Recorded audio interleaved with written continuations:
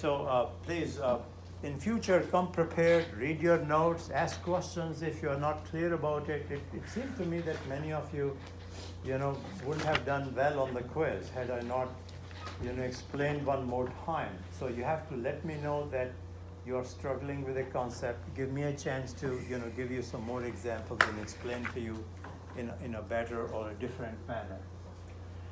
Okay, so the next topic, it's a hodgepodge of topics in chapter 1 because, we are laying the groundwork, for later, solid financial work. So this is just the groundwork. Don't maximize profits, okay? Know that depreciation is a non-cash expense, okay? So know that. So these are important things, okay? Know about the time value of money. What is time value of money? Today's dollar has more value than tomorrow's dollar. So all these are concepts, okay? Later on, we are going to tie all these concepts together. You're going to see it. So this is another. So now, this is the heart of the story. The story is, or the philosophy is, that a firm like Facebook belongs to shareholders. Okay, yes, Mark Zuckerberg owns a substantial stake. I don't remember how much he owns, how much of Facebook he owns.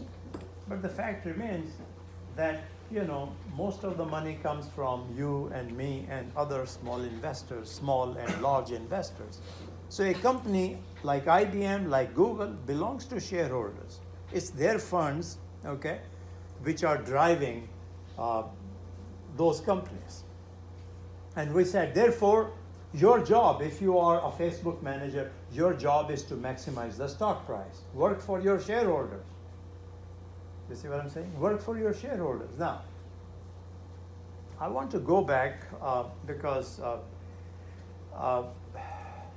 does it bother you that we say maximize the stock price? Does it bother you? Well, if you're a Democrat or a Republican, it doesn't matter, But some people say, well, what about employees?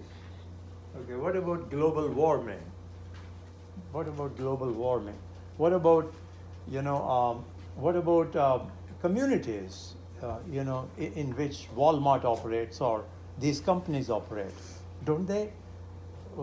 So in other words, am I teaching you to maximize the stock price, try to maximize the welfare of shareholders with complete disregard for the welfare of employees, communities, the IRS, the government, all other stakeholders? Is this what I'm teaching you? Just go out and maximize the stock price, don't care for the IRS, don't care for the communities, don't care for the employees, don't care for the vendors? Is this what? No, I'm not saying that. I'm not saying that. Okay, so employees, yes. Look after your employees, train them. This is one of the reasons Walmart and all other companies, most other companies, they are raising the minimum wage from, it used to be $6 or $7 to $15. Gradually, they are raising it to $15. We want them to look after their employees because if employees are unhappy, they're not properly trained, they're not gonna do well, for the shareholders. Okay. Likewise, if you are destroying communities, whatever the environment and everything else, then that's not in the long-term interest of your business. And if it's not in the long-term interest of your business, then of course, shareholders will be negatively affected. If you don't pay your taxes, cheat on taxes, we don't want you to do it. Obey the laws. Don't hire illegal immigrants. Don't. It's against the law. Am I right? You should not be hiring illegal immigrants, against the law. If you do that, what will happen? The federal agencies, they're gonna, impose penalties on you. Okay, millions of dollars. Who's gonna pay those penalties? Where is it gonna come from? Mark Zuckerberg's pockets? No, it's gonna come out of shareholders' pockets. You see what I'm saying here? So don't do the wrong thing. We never say do the wrong thing. Then why do we focus on shareholders? This is the reason. remember the following reason, important for you, for your understanding of finance and business in general. Every stakeholder that the firm has a contract with the firm. Contract with the firm. The firm enters into a contract with employees. Hey, you'll get 2 weeks sick leave. We'll pay you at the rate of $12 an hour. Okay? You have 2 weeks of annual leave. You'll come here at 8 o'clock and leave the place of work at 5 o'clock. So everything is specified. You see what I'm saying? A contract, legal contract. So if you work for Walmart, you are going to be paid according to the contract. How much? $12 an hour. Leave? Yes, 2 weeks sick leave. Annual leave? 2 weeks annual leave. I don't know if this is true, but this is generally the standard, you know. Okay?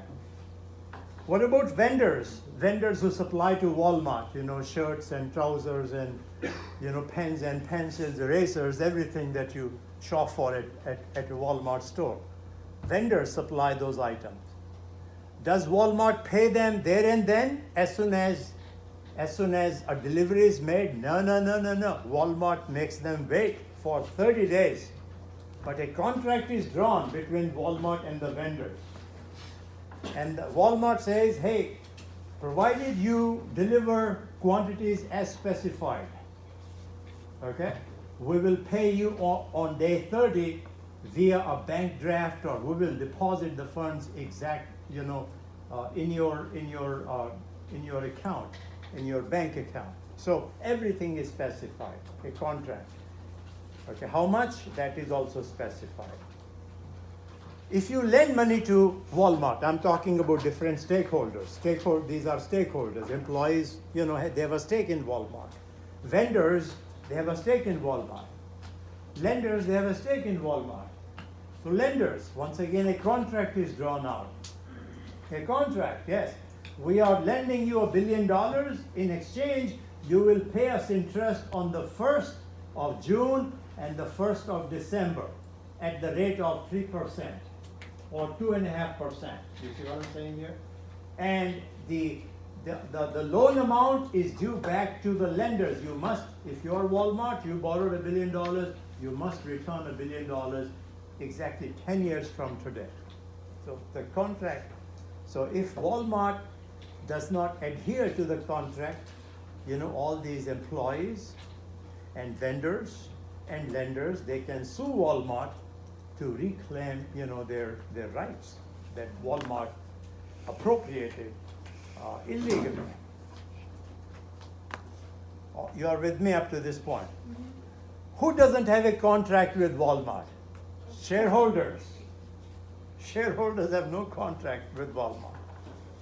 If I buy one Walmart share, there is no contract that says at the end of the year Walmart will pay me $1 per share in dividend. No contract. No contract.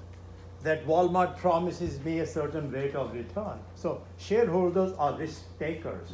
They take all the risk that we are talking about. You see what I'm talking about now? Okay? So if everyone has a contract, employees, the IRS, it's a legal contract, the IRS, you have to pay your taxes. Lenders, vendors, everyone has a contract that they're going to be paid according to the contract. The only entity that doesn't have a contract with Walmart or IBM, name any firm, is shareholders. So they have no contract, so therefore they're taking all the risk.